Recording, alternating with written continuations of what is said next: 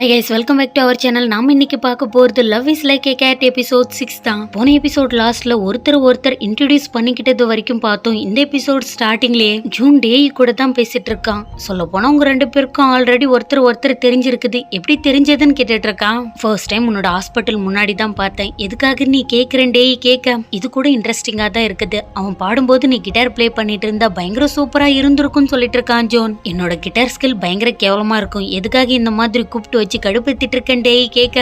என்ன பண்றது, வெளியில ஒரு மாதிரி இருக்காங்க, உள்ள ஒரு மாதிரி இருக்காங்க, பண்றதெல்லாம் வேற மாதிரி இருக்குதுல. அவங்க கிட்ட உன்னால முடிஞ்ச அளவுக்கு சாஃப்டா நடந்துக்கோ. கடுப்பா நடந்துக்கிட்டு அவன் இங்கிருந்து ஓடிய போயிட போறான்னு சொல்லிட்டு ஜூன் அங்கிருந்து கிளம்பிடுறான். அன்னைக்கு நைட்டும் ஆயிடுது. டேய் என்ன பண்றான்னா உன்னுவோ கூட்டிட்டு வந்து இந்த இடத்துல நீ தூங்கிக்கோன்னு சொல்லிட்டு இருக்கான். இந்த இடத்துல தான் நான் தூங்கணுமான்னு உன்னுவோ கேட்க. ஆமா இது குட்டி வீடு, நீ இந்த இடத்துல தான் தூங்கணும்னு சொல்லிட்டு இருக்கான். இல்ல இந்த இடத்துல என்னால தூங்க முடியாதுன்னு உன்னுவோ சொல்ல. வீட்டுல இன்னும் இடம் இருக்குது, ஆனா நீ கட்டாந்தரையில தான் தூங்கணும் ஓகேவான்னு கேட்டுட்டு இருக்கான். டேய் உனக்கு என்ன பைத்தியமா, இந்த மாதிரி ஒரு விஷயத்த என்னோட லைஃப்ல நான் எப்பவுமே பண்ணதே கிடையாதுன்னு சொல்லிட்டு இருக்கான். அப்படின்னா இந்த ஷோல இருந்து விலகிக்கோ, எதுக்காக இந்த மாதிரி பண்ணிட்டு இருக்கன்னு சொல்லிட்டு ஃபர்ஸ்ட்ல இருந்தே உன்னோ கிட்ட டேய் ஒரு மாதிரி கடுப்பாதான் பேசிட்டு இருக்கான். இவங்க ரெண்டு பேரும் இந்த மாதிரி காரசாரமா பேசிட்டே இருக்கும்போது கரெக்டா ஜிமின் அங்க வந்துடுறான். இன்னும் இங்க இருக்கிற வரைக்குமே அவரோட ஸ்டைலிஷரா நான் தான் இருக்க போறேன்னு சொல்லிட்டு ஜிமின் தன்னைத்தானே பெருமைப்படுத்திட்டு இருக்கான். இதெல்லாம் இந்த ஜென்மத்தில் இல்லை, எந்த ஜென்மத்திலும் திருந்தாதுன்னு சொல்லிட்டு மேலும் கீழும் பார்த்துட்டு டே அங்கிருந்து கிளம்பிட.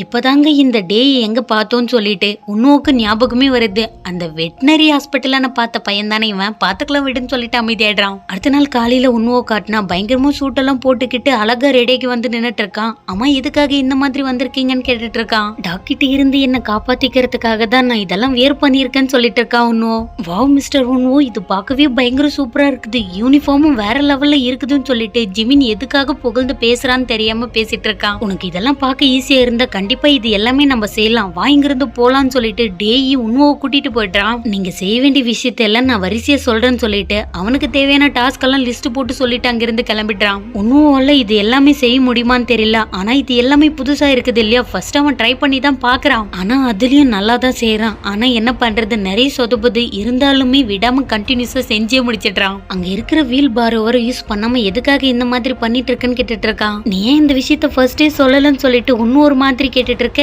நீ தான் என்கிட்ட கேட்கலன்னு சொல்லிட்டு அவன் பாட்டுக்கு அங்கிருந்து போயிடுறான். சரி ஓகே, அங்க இருக்கிற நாய்க்கு பூனைக்கெல்லாம் ஃபீட் பண்ணலாம்னு சொல்லிட்டு ஃபுட்டை எடுத்துட்டு போய் பார்த்தா இன்னும் காப்பாத்தின நாயும் அங்கதான் இருக்குது. அந்த நாய் இவனை பார்த்து கொலைக்கவே ஆரம்பிச்சிடுது, பயந்தே போயிடுறான். என்ன ஆச்சுன்னு டேய் கேட்க.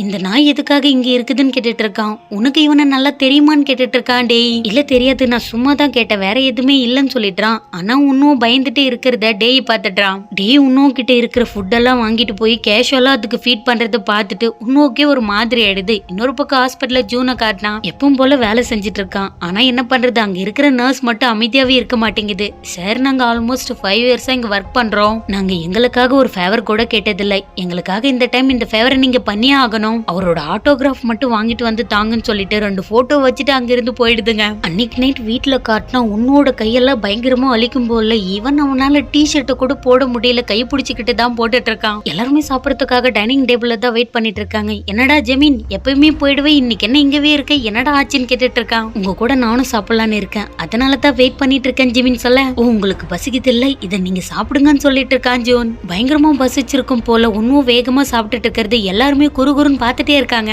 அம்மா இந்த பாஸ்தா எப்படி இருக்குதுன்னு ஜூன் கேட்க, நான் சாப்பிட்டதுல இந்த மாதிரி டேஸ்டா நான் சாப்பிட்டதே கிடையாதுன்னு சொல்லிட்டு இருக்கான். பேசும்போது பார்த்து பேசு, நீ புகழ்ந்து பேசிட்டேன்னா கண்டிப்பா டெய்லி உனக்கு இதுதான் கிடைக்கும்னு சொல்லிட்டு இருக்கான். என் வாழ்க்கையிலே கேட்ட குட் நியூஸ்ல இதுவும் ஒண்ணுன்னு சொல்ல. அப்படின்னா நீங்க எனக்கு ஃபேவர் பண்ணி ஆகணும், என்னோட நர்ஸ் எல்லாம் நொயின்னு கேட்டுட்டே இருக்காங்க, அவங்களுக்காக ஒரு ஆட்டோகிராஃப் போட்டு தர முடியுமான்னு கேட்டுட்டு இருக்கான். இதெல்லாம் சும்மா ஒரு சாக்கு மட்டும்தான், அவரு உங்களுக்கு ஃபேன் ஆயிட்டாருன்னு ஜெமின் சொல்ல. நம்ம 2 பேருமே ஒரே வயசுல தான் இருக்கும், நம்ம 2 பேரும் எதுக்காக மரியாதை கொடுத்து பேசிக்கணும், ஃப்ரெண்ட்ஸாவே பேசிக்கலாம்னு சொல்லிடுறான் ஜோன். அன்னைக்கு நைட் 9 மணி ஆயிடுது, லீ உள்ள வந்துடுறா.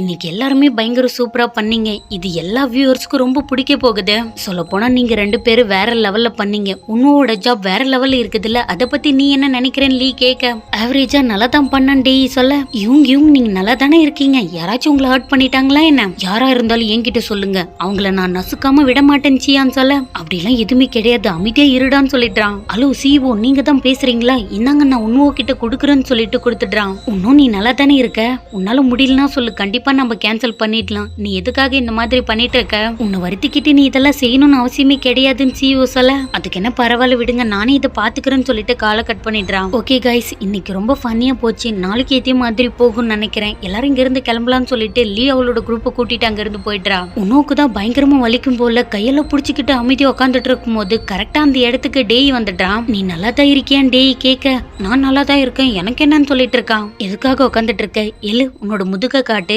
டிஷர்ட்டை கழட்டுன்னு சொல்லிட்டு இருக்கான். இன்னும் அவனோட டிஷர்ட்டை ரிமூவ் பண்ணதோடனுமே அவங்கிட்ட இருக்கிற ஆயின்மெண்ட்டை போட்டுட்டு, இதுக்கு மேல கவலைப்படாத, எல்லாமே முடிஞ்சது, டயர்டா இருந்தா ரெஸ்ட் எடுத்துக்கோன்னு சொல்லிட்டு டேய் அங்கிருந்து கிளம்பிடுறான். இதோட இந்த எபிசோட் முடியுது. தேங்க்ஸ் ஃபார் வாட்சிங். Love you guys.